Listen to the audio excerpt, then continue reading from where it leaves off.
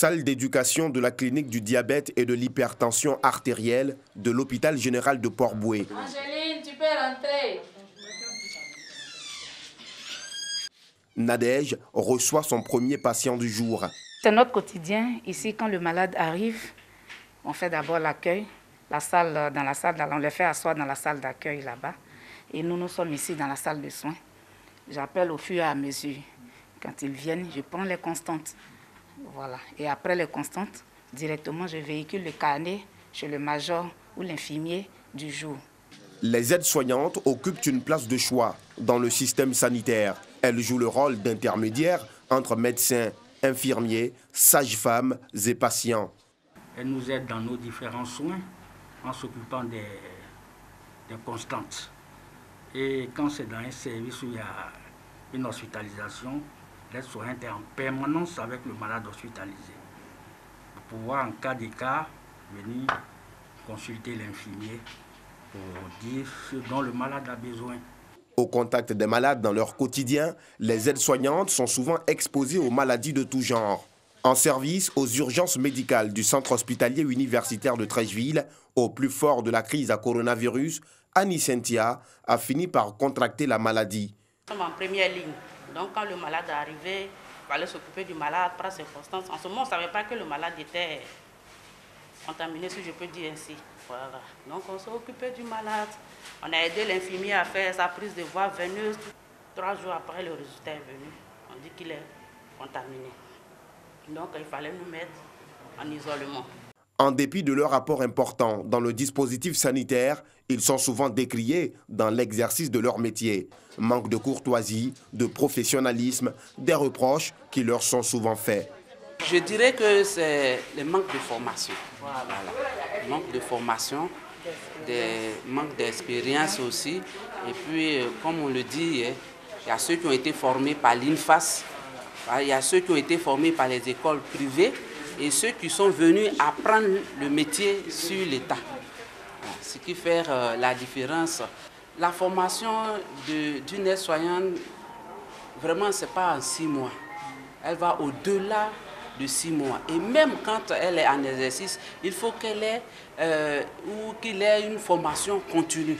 Voilà, ce qui nous manque vraiment en Côte d'Ivoire. Pour répondre à cette problématique, un concours est ouvert à l'INFAS depuis l'année dernière, à l'intention des titulaires du brevet d'études du premier cycle et du CAP sanitaire délivré par les centres de formation qualifiante. Ça sera 3 ans de formation. Et donc, nous pensons que les établissements privés ne pourront pas suivre le rythme de faire une formation de 3 ans. Et donc, je pense que ça sera la solution à notre problème. Nous sommes un peu confondus avec les infirmiers et les sages-femmes et les techniciens de surface. Donc, il faut que on fasse un effort pour promouvoir le métier de l'aide-soignant dans les hôpitaux, pour montrer à la population notre rôle. L'accueil des malades est très important. Bien accueilli, le malade est guéri.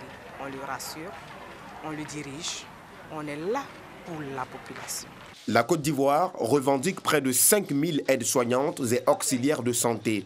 Le 26 novembre est une journée dédiée aux aides-soignantes et auxiliaires de santé. Le rôle des aides-soignantes face aux malades de la Covid-19, c'est le thème choisi pour cette édition 2020. Cité administrative Tour D. Pas comme à la tête du rang, attend l'ascenseur pour aller au 20e étage.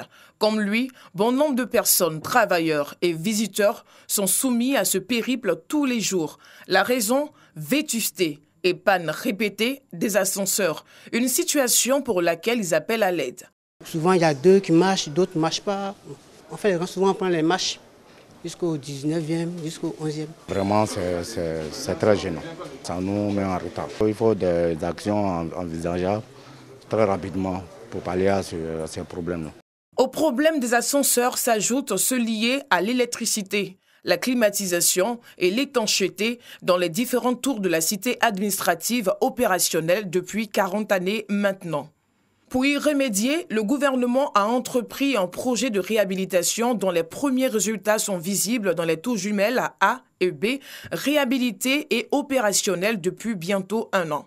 Ces visiteurs et travailleurs sont obligés de s'organiser entre eux pour arriver à destination dans les tours C, D et E. Ce n'est pas le cas dans les tours A et B.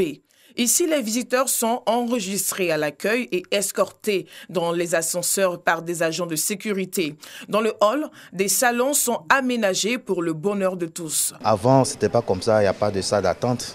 Voilà, tu finis de déposer le courrier et puis bon, tu t'en vas. Aujourd'hui, Dieu merci, voilà, on peut s'asseoir et puis bon, voilà, prendre un peu d'air et puis bon, voilà.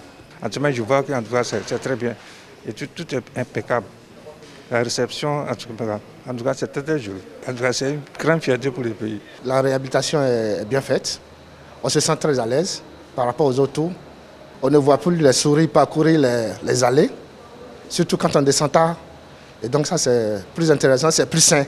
Ceci est le nouveau mode de gestion du projet de réhabilitation de la cité administrative. Un projet piloté par la Direction générale de la construction, de la maintenance et de l'architecture. À ce jour, ce sont 77,5 milliards de francs CFA injectés pour les tours jumelles A et B. Chaque tour a ses spécificités, le nombre de niveaux est différent. Donc il y a cet exercice-là qui est en cours pour déterminer avec précision le coût de réhabilitation de chaque tour. L'objectif, déjà, c'est de faire en sorte que sur le plan esthétique, ce bâtiment-là présente bien, qu'il soit beau. C'est la première chose. La deuxième chose, c'est, n'est-ce pas, de régler tous les problèmes d'étanchéité, les problèmes d'ascenseur, de climatisation, vraiment de remettre le bâtiment en état. Et enfin, il y a aussi les normes sécuritaires qu'il faut régler. Qui assure l'entretien de ce travail que vous avez commencé, la sécurité? L'entretien est assuré par un seul prestataire. C'est aujourd'hui une gestion moderne, une gestion assistée par l'ordinateur.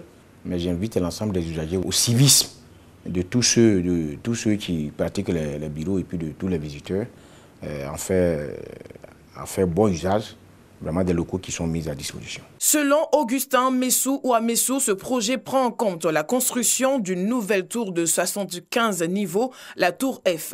Elle vient répondre à la forte demande des locaux à la cité administrative. Après la réhabilitation des tours A et B, il y a eu le problème des locaux de la BAD qui s'est posé. Donc le gouvernement a pris la décision d'affecter la tour B à la BAD. Aujourd'hui, il y a un déficit important en termes de bâtiments administratifs. Ce qui amène l'État de Côte d'Ivoire à mettre beaucoup d'argent au niveau des baux. Donc cette nouvelle tour va permettre à l'État de Côte d'Ivoire de régler le déficit en termes de bâtiments administratifs. C'est une tour de 75 étages. C'est un immeuble de très grande hauteur, 400 mètres de hauteur environ. Ce sera pour la plus grande tour d'Afrique. Donc le coût du projet est estimé à environ 300 milliards. La tour C reste la prochaine étape du projet de réhabilitation de la cité administrative. Ces travaux lancés le 15 octobre dernier attendent le financement pour démarrer. Espaces aménagés, jardins, jets d'eau et parking sont partie intégrante du dit projet. Il n'y aura pas de second tour pour l'élection du président de la République au Burkina Faso. Avec 57,87% des suffrages, Roch Marc Christian Kaboré, le président sortant, remporte l'élection présidentielle selon la CENI, Commission électorale nationale indépendante. Eddy Kongoïbo, candidat du parti de l'ex-président Blaise Compaoré, vient en seconde position avec 15,48% des voix devant Zéphirin Diabré, considéré comme le chef de l'opposition qui obtient 12,46% des votes. Ce double scrutin présidentiel et législatif qui s'est déroulé sous haute tension sécuritaire le dimanche 22 novembre dernier a été marqué par les menaces de l'opposition de ne pas reconnaître les résultats. Ces résultats provisoires devront être validés par le Conseil constitutionnel après examen d'éventuels recours. Roch Marc Christian Kaboré conduira encore pour les 5 années à venir le navire du pays des hommes intègres. Pour ce second mandat, le président du Faso aura bien de défis à relever, entre autres les attaques djihadistes et les conflits intercommunautaires.